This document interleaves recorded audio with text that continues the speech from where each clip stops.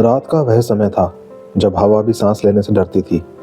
गांव पिपरी धाम के बाहरी हिस्से में स्थित पुराना कुआं अचानक एक अजीब चमक से जगमगा उठा। रात गहरी थी, सन्नाटा भरी थी, पर उस चमक में जैसे किसी अनजानी दुनिया का दरवाजा खुल रहा था। ठीक उसी समय गांव का 14 वर्षीय लड़का देवांश जंगल से लकड़ियां लेकर लौट रहा था। वह ठिठक गया। कुआं तो हमेशा अंधेरा रहता था, फिर यह रोशनी कैसी?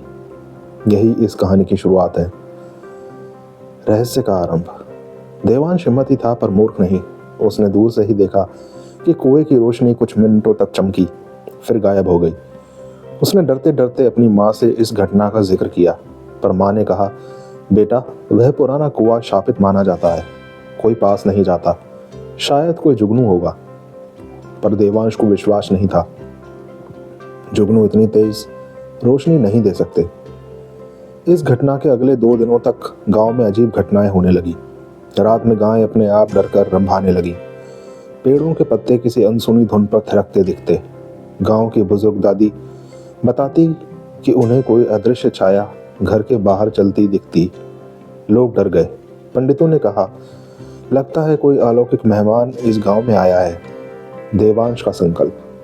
देवांश को यह सब सुनकर थोड़ी घबराहट हुई, पर उससे ज्यादा उत्सुकता। उसने तय किया कि वह इस रहस्य को खोलेगा।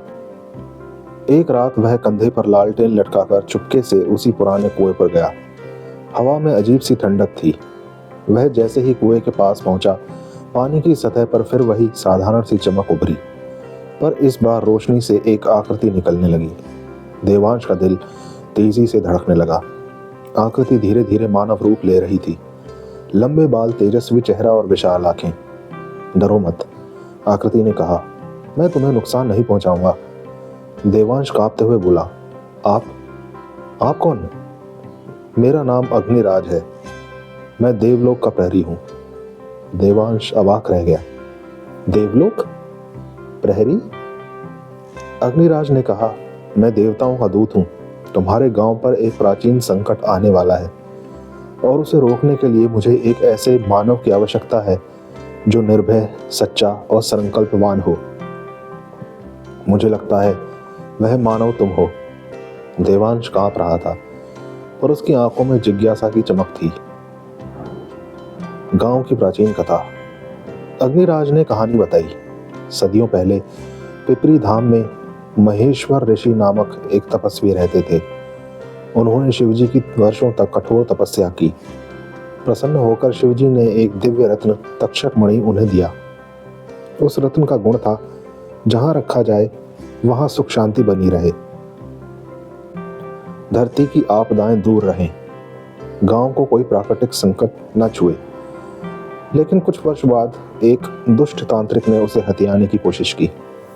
उसे रोकने के लिए महेश्वर ऋषि ने रत्न को गायब कर दिया और कहा, जब गांव पर संकट आएगा तब एक योग्य बालक को यह रत्न प्राप्त होगा और गांव की रक्षा होगी। अग्निराज बोला, वही रत्न अब जाग रहा है, इसका मतलब है कि संकट करीब है। देवांश ने पूछा, कैसा संकट? अग्निराज ने उत्तर दिया, एक प्राचीन वनात्मा जिसका नाम कालिद्र है, वह इस धरती की ऊर्जा चुराकर भूमि को बंजर कर देता है। वह तेजी से तुम्हारे गांव की तरफ बढ़ रहा है। देवांश की रीढ़ में कपकपी दौड़ गई। ईश्वरीय आदेश। अग्निराज ने कहा, देवताओं ने आदेश दिया है कि रत्न को फिर से सक्रिय करना होगा, पर यह काम केवल एक मानव हृदय की पवित्रता से हो सकता है। तुम्हें एक परीक्षा देनी होगी। देवांश ने साहस जुटाकर सिर हिलाया। अग्निराज बोला, चलो, समय बहुत कम है। अग्निराज ने अपने हाथ उठाए और कुएं के जल ने देवांश और अग्निराज को एक भूमिगत गुफा में पहुंचा दिया। वहां दीवारों पर प्राचीन चित्र बने थे, सर्प, देवता, सूर्य चिन्ह और रत्न का चित्र। गुफा के बीच में एक पत्थर की चौकी थी जिस पर तक्षक मणि धूल में ढक कर रखा था। रत्न अब भी हल्की रोशनी दे रहा था। अग्निराज ने कहा, रत्न को सक्रिय करने के लिए तुम्हें 3 परीक्षाएं देनी होंगी। हर परीक्षा तुम्हारे मन, बुद्धि और आत्मा की जांच करेगी। 3 परीक्षाएं। पहली, भय की परीक्षा। अंधेरा गहरा हुआ। देवांश को लगा कि वह अकेला रह गया है। अचानक उसकी ओर एक विशाल आग उगलता सर्प बढ़ा। उसका डर चरम पर था, पर उसे अग्निराज की बात याद आ गई। भय सिर्फ भ्रम है। देवांश ने आंखें बंद की और कहा, तुम वास्तविक नहीं हो। आंख खोली, सांप गायब। पहली परीक्षा पूरी। दूसरी, बुद्धि की परीक्षा। गुफा की दीवारों पर 3 द्वार उभरे। प्रत्येक पर लिखा था सत्य मार्ग, मोह मार्ग और छल मार्ग। सत्य का द्वार बंद दिखता था, मोह का द्वार आकर्षक था, छल वाला सोने की चमक से जगमगा रहा था। देवांश ने कहा, सत्य कठिन लगता है पर वही सही है। उसने सत्य मार्ग चुना। द्वार अपने आप खुल गया। दूसरी परीक्षा पूरी। तीसरी, आत्मा की परीक्षा।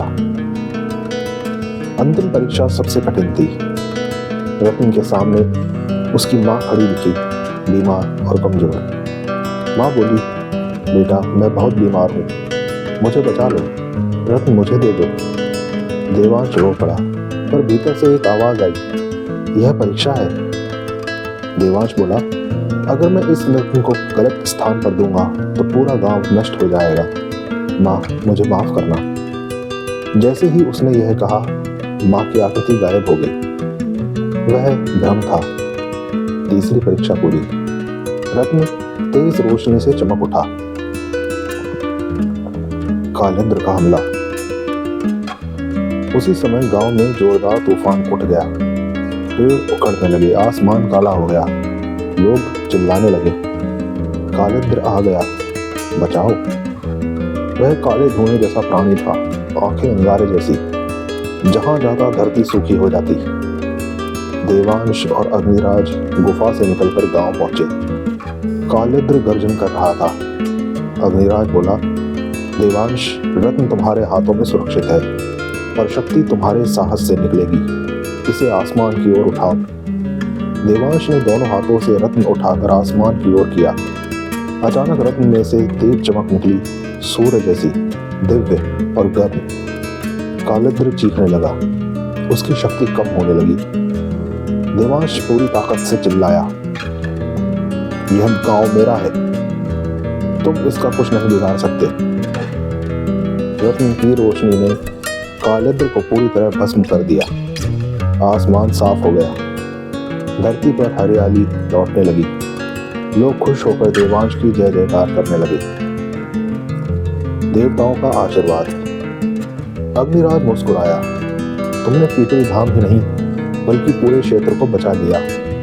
तुम में देवताओं की कृपा है। अब यह रत्न वही रहेगा जहां इसे होना चाहिए, तुम्हारे गांव की रक्षा के लिए। उसी समय आकाश में एक दिव्य प्रकाश प्रकट हुआ। भगवान शिव स्वयं धुंधले रूप में प्रकट हुए। उनकी आवाज बोली, वत्स, तुमने निस्वार्थ भाव से धर्म का पालन किया। मेरा आशीर्वाद सदैव तुम्हारे साथ रहेगा। देवांश भावुक होकर हाथ जोड़कर खड़ा रहा। कहानी का अंत। आज भी पिपरी धाम गांव में लोग कहते हैं कि जब संकट आया था, भगवान ने एक बालक को चुना था, उसी ने गांव को बचाया था। पुराना कुआं अब भी वही है, पर उसकी चमक अब शांत है। कहा जाता है कि कोई योग्य आत्मा ही उसकी रोशनी को फिर से देख सकती है। और देवांश, वह बड़ा होकर एक ज्ञानी और दयालु व्यक्ति बना। गांव में आज भी उसकी कहानी सुनाई जाती है। तो दोस्तों, मेरी ये कहानी पसंद आई हो तो लाइक और शेयर अवश्य करें, और चैनल पर पहली बार आए हैं तो सब्सक्राइब करें। धन्यवाद।